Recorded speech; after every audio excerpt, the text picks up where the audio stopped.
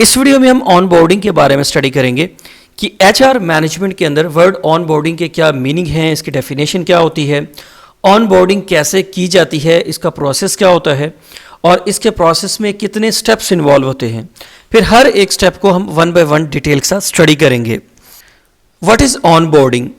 Onboarding का मतलब है कि ऑर्गेनाइजेशन के अंदर नए आने वाले एम्प्लॉयज़ को वेलकम करना, ऑर्गेनाइजेशन के अंदर उनका इंट्रोडक्शन करवाना, कंपनी कल्चर के बारे में अवेयरनेस देना, नए आने वाले एम्प्लॉयज़ को रिक्वायर्ड ट्रेनिंग दिलवाना और इनको ऑर्गेनाइजेशन के अंदर कंफर्टेबल फील करवाना ताकि वो ऑर्गेनाइजेशन के अंदर इजीली एडजस्ट हो सके।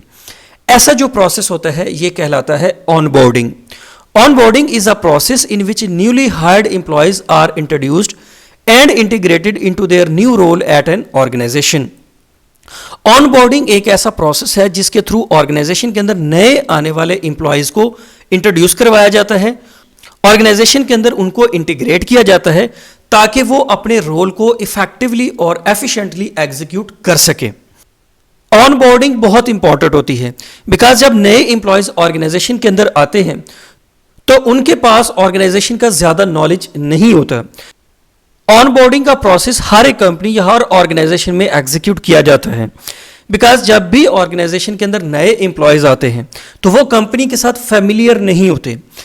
उनको कंपनी के साथ फेमिलियर करवाने के लिए कंपनी की पॉलिसीज, कंपनी की प्रैक्टिसेस, कंपनी के अंदर जो लोग काम कर रहे हैं उनके साथ इंट्रोड्यूस करवाने के लिए उनकी ऑनबोर्डिंग की जाती है, उनको कंपनी के साथ फेमिलियर करवाया जाता है। ऑनबोर्डिंग के अंदर बहुत सारी एक्टिविटीज़ होती हैं। फॉर एग्जाम्पल जो न्यू एम्प्लॉय आया है ऑर्गेनाइजेशन के अंदर उसके लिए वर्क स्टेशन डेवलप करना।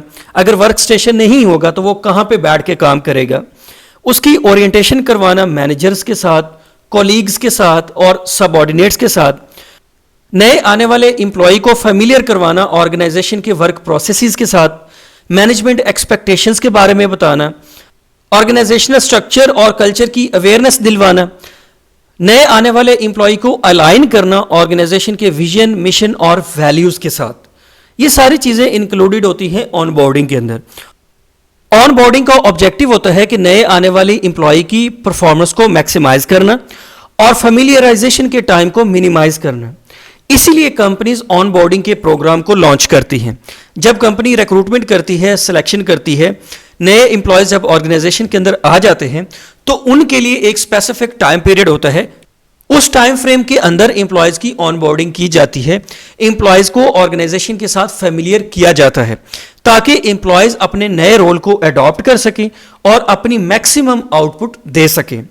ऑनबोर्डिंग के प्रोसेस के अंदर 5 डिफरेंट स्टेप्स होते हैं। इन स्टेप्स को हम वन बाय वन डिटेल के साथ स्टडी करते हैं। First one is provide information on company policies, goals and objectives.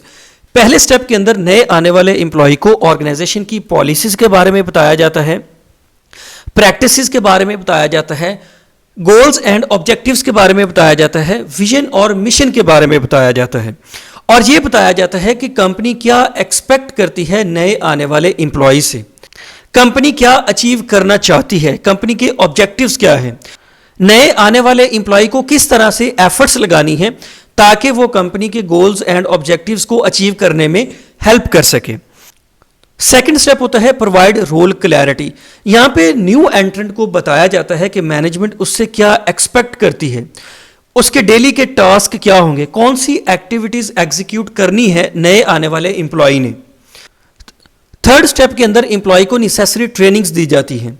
अब जब भी नया एम्प्लॉय ऑर्गेनाइजेशन के अंदर आता है तो उसको ऑर्गेनाइजेशन के वर्क प्रोसेसेस के बारे में पता नहीं होता, तो उससे मैक्सिमम आउटपुट लेने के लिए कंपनी उसके लिए ट्रेनिंग प्रोग्राम्स अरेंज करती है ताकि एम्प्लॉय को नेसेसरी ट्रेनिंग दिलवाई जा सके, उसके अंदर नेसेसरी स्किल डेवलप की जा सके ताकि वो अपने काम को इफेक्टिवली एग्जीक्यूट कर सके।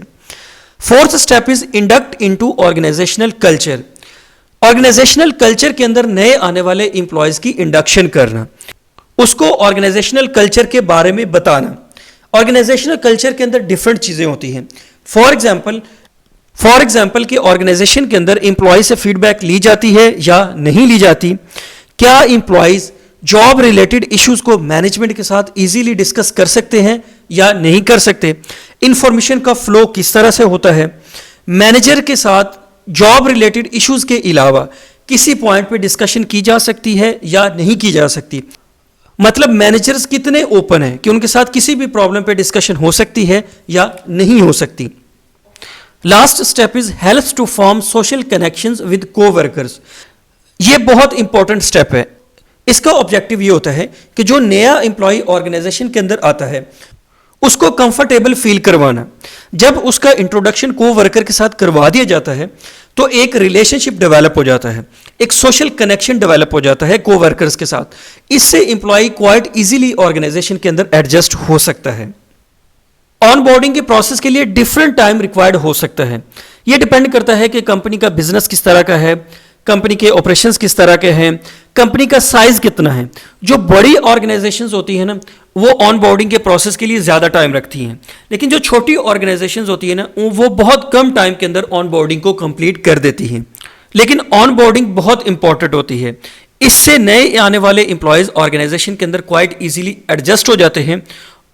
I hope you understand my point. Thank you very much.